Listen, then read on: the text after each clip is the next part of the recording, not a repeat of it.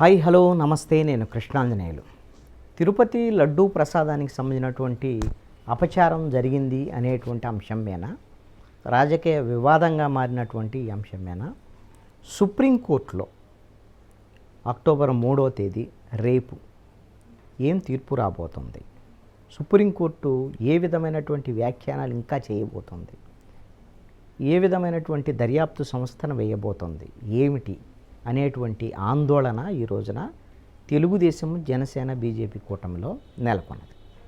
ఎందుకు అనంటే, మన సుప్రీంకోర్టు న్యాయమూర్తులు లడ్డూ ప్రసాదానికి సంబంధించినటువంటి విషయంలో బహిరంగ ప్రకటనలు చేయటం ద్వారాగా ముఖ్యమంత్రి చంద్రబాబు నాయుడు దేవుణ్ణి రాజకీయ ప్రచారాలకు వాడుకున్నారు. కనీసం దేవుణ్ణైనా వదిలిపెట్టొద్దా, రాజకీయాలకు దూరంగా పెట్టొద్దా అని సుప్రీంకోర్టు అత్యున్నత న్యాయస్థానం బెంచ్ సంబంధించినటువంటి జడ్జీలు వ్యాఖ్యానాలు చేయటం, ఇది తెలుగుదేశం, జనసేన, బీజేపీ కూటమికి ఒక చెంపపెట్టు లాంటి అంశం. ఈ విధంగా ప్రకటనలు చేయటం వల్ల కోట్లాది మంది భక్తుల మనోభావాలు దెబ్బతిన్నాయి.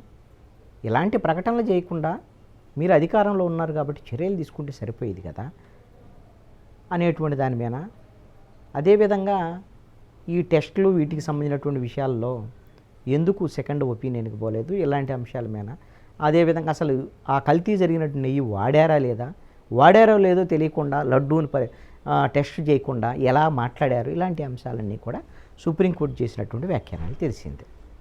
దీంతో సుప్రీంకోర్టులో రేపు ఏం జరగబోతుంది అనేటువంటి అంశం ఆందోళన ఈరోజు నెలకొన్న నేపథ్యంలో ఈ విషయంలో ఎవ్వరూ ఏమీ మాట్లాడొద్దు. తిరుపతి లడ్డూ ప్రసాదానికి సంబంధించినటువంటి వ్యవహారంలో తెలుగుదేశం పార్టీకి సంబంధించినటువంటి శ్రేణులు ఎక్కడా మీడియాల్లో కానీ, డిబేట్లో కానీ, స్టేట్మెంట్లు ఇవ్వటం కానీ అస్సలు చేయొద్దు అని ఆదేశాలు జారీ చేశారు మౌఖికంగా చంద్రబాబు నాయుడు అనేటువంటిది తెలుగుదేశం పార్టీ శ్రేణుల నుంచి వస్తున్నటువంటి వార్త. అంటే అదేమి బహిరంగంగా వాళ్ళకేమి స్టేట్మెంట్ ఇచ్చి వాళ్ళకి నోటు పంపించి మీరు ఇలా మాట్లాడొద్దని చెప్పడం అని కాదు, ఎక్కడా పాల్గొనొద్దని ఓవరాల్గా వాళ్ళకి ఆదేశాలు జారీ చేశారు అనేటువంటిది. ఎందుకు అనంటే, తాను ఒకటి తలిస్తే దైవం ఒకటి తలిచారు అన్నట్లుగా చంద్రబాబు నాయుడు మాట్లాడినటువంటి మాటలు ఈ రోజున సుప్రీంకోర్టు తప్పుబట్టిన నేపథ్యంలో తెలుగుదేశం కూటమి మొత్తం ఈ రోజున ఇబ్బందులు పడింది. వాస్తవంగా తెలుగుదేశం కానీ, అటు చంద్రబాబు నాయుడు కానీ, అదేవిధంగా జనసేన అధినేత పవన్ కళ్యాణ్ కానీ, బీజేపీ అధ్యక్షురాలు పురంధేశ్వర్ కానీ చెలరేగిపోయి మొత్తము హిందువుల తరపున వీళ్ళే ప్రతినిధులు అన్నట్టుగా గత వైఎస్ఆర్ కాంగ్రెస్ పార్టీ ప్రభుత్వంలో ముఖ్యమంత్రి జగన్మోహన్ రెడ్డి దగ్గర నుంచి టీటీడీ చైర్మన్గా ఉన్న వైవి సుబ్బారెడ్డి, కరుణాకర్ రెడ్డి వీళ్ళందరూ క్రిస్టియన్లు కావాలనే లడ్డూ ప్రసాదాన్ని అపచారం చేశారు అనేటువంటి విధంగా మాట్లాడినటువంటి నేపథ్యం, ఇవన్నీ కూడా రాజకీయంగా వైఎస్ఆర్ కాంగ్రెస్ పార్టీకి తీవ్రమైనటువంటి ఇబ్బంది వచ్చినటువంటి పరిస్థితి.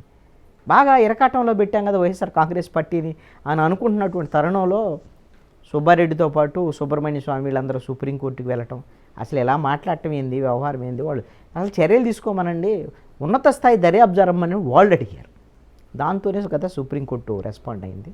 రెస్పాండ్ అయిన నేపథ్యంలో ఇప్పుడు ఇబ్బందుల్లో పడ్డటువంటి తెలుగుదేశము, జనసేన అయితే పవన్ కళ్యాణ్ ఒకరోజు మాట్లాడాడు అక్కడ దుర్గగుడి దగ్గర, ఆ తర్వాత ఎక్కడ మాట్లాడేటువంటి ప్రయత్నం చేయాలి, దీన్ని పెద్ద ఇష్యూగా లేవనెత్తేటువంటి ప్రయత్నం కూడా చేయలేదు, జాగ్రత్త పడ్డారు. ఆయన ప్రాయశ్చిత్త దీక్ష ఇవన్నీ కూడా తిరుమలకి వెళ్ళి చేసుకోవటం ఇవన్నీ అంతే తప్ప ఈ తిరుమల లడ్డూ ప్రసాదానికి సంబంధించినటువంటి వ్యవహారంలో వాళ్ళు ఏం మాట్లాడటంలే. ఒక పురంధేశ్వరి మాత్రం నిన్న మాట్లాడినటువంటి సందర్భంలో ముఖ్యమంత్రి ఒక రాజ్యాంగపరమైనటువంటి హోదాలో ఉన్నారు, రివీల్ చేసినటువంటి నేపథ్యంలో ఆయన దగ్గరకు వచ్చినటువంటి సమాచారాన్ని మాట్లాడారు.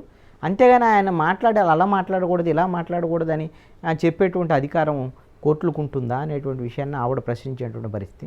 ఈ తప్పమ్మ, కోర్టులు ఖచ్చితంగా ప్రభుత్వాలనే కాదు, చట్టసభలనే కాదు, వాళ్ళు చేసేటువంటి నిర్ణయాలు రాజ్యాంగబద్ధంగా లేకపోతే, చట్టబద్ధంగా లేకపోతే ఖచ్చితంగా ప్రశ్నిస్తారు, కోర్టులు ప్రశ్నిస్తాయి, సమీక్షించేటువంటి అధికారం ఉంటుంది అనేటువంటిది అందరూ చెప్తున్నటువంటి మాట.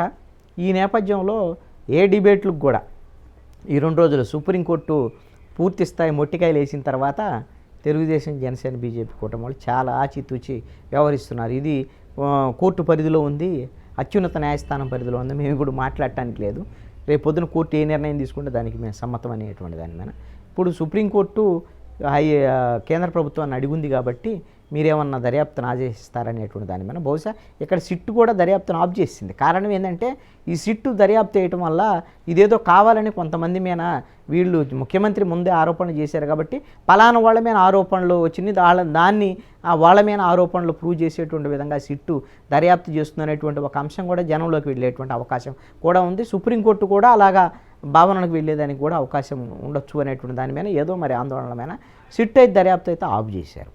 ఇప్పుడు బహుశా సిట్ దర్యాప్తున సుప్రీంకోర్టు కూడా అంగీకరించకపోవచ్చాము. ఎందుకంటే ప్రపంచవ్యాప్తంగా ఉన్నటువంటి కోట్లాది మంది భక్తులకు సంబంధించినటువంటి అంశం కాబట్టి ఇది అత్యున్నత న్యాయస్థానమే ఒక నిర్ణయం తీసుకొని సుప్రీంకోర్టు పర్యవేక్షణలో సిబిఐ ఎంక్వైరీ కానీ మరి లేకపోతే సిట్టింగ్ జడ్జితోనో రిటైర్డ్ జడ్జితోనో లేకపోతే నిపుణుల కమిటీతోనో విచారణ చేసేదానికి అవకాశాలు ఉండొచ్చు. ఏంటి అనేది 3వ తేదీ రేపు దీని కేసు సంబంధించినటువంటి విచారణ ఉంది.